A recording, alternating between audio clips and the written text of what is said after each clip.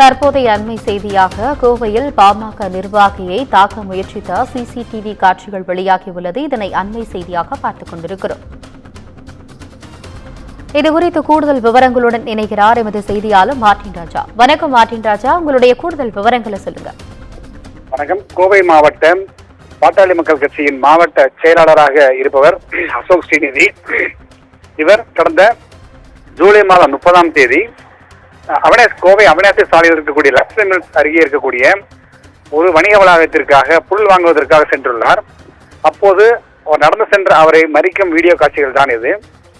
ஒரே இருசக்கர வாகனத்தில் வந்த மூன்று நபர்களுமே ஒரே விதமான ஆடை அணிந்திருக்கிறார்கள். அவர்கள் அசோக் ஸ்ரீநிதியை மறித்து பைக்கை நிறுத்தி அவர்கள் இறங்குகிறார்கள். உடனடியாக அவர் அங்கிருந்து செல்கிறார்.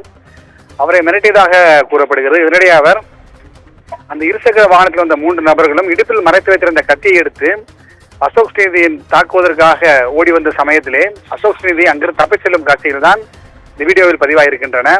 இது தொடர்பாக இவர் உடனடியாக அங்கிருந்து தப்பிச் சென்று அருகாமையில் இருந்த மற்றொரு கடைக்குள் புகுந்து மறைந்து கொண்டார். அவர்களும் ஆட்கள் அதிகமாக செல்வதை பார்த்து மூன்று நபர்களும் இருசக்கர வாகனத்தில் தப்பிச் சென்றதாக கூறப்படுகிறது. இது தொடர்பாக ரேஸ்கோர்ஸ் காவல் நிலையத்தில் கடந்த 31ஆம் தேதி அசோக் ஸ்ரீநிதி கொடுத்த புகாரின் பேரிலே வழக்கு பதிவு செய்யப்பட்டு அந்த மூன்று நபர்களை தேடி வருவதாக காவல்துறை தெரிவித்திருக்கிறார்கள். ஆனால் 2-3 நாட்கள் ஆகியுமே இதுவரை யார் அவர்கள் எதற்காக விரட்டி வந்தார்கள் என்பது குறித்து எந்த தகவலையும் காவல்துறை கண்டுபிடிக்கவில்லை என்று என கூறிதான் இவரை தாக்க வந்த இடத்தில் அசோக் ஸ்ரீநிதியை தாக்க வந்த இடத்திலே பதிவான சிசிடிவி காட்சியை எடுத்துக்கொண்டு வந்து இன்று கோவை மாநகர காவல்துறை ஆணையரை பார்ப்பதற்காக ஸ்ரீநிதி வந்திருந்தார். அந்த காட்சியில தான் தற்போது நம்மிடம் கொடுத்திருக்கிறார். அதைத்தான் பகிர்ந்திருக்கிறோம்.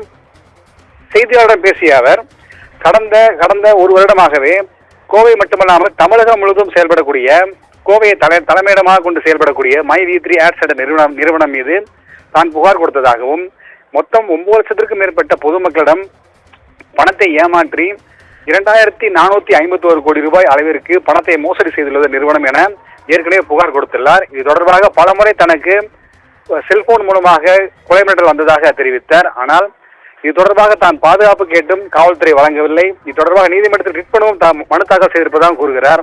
எனவே அடுத்து தனக்கு ஏதாவது நிகழ்ந்தால் தன்னை தாக்குவதற்காக இந்த மை-வி3 ஆட்ஸ் நிறுவனம் தான் ஆட்களை ஏவிட்டிருப்பதாக குடிப்படை ஏவிட்டிருப்பதாக தெரிவித்தார். உங்களுடைய கூடுதல் விவரங்களுக்கு நன்றி மார்ட்டின் ராஜா.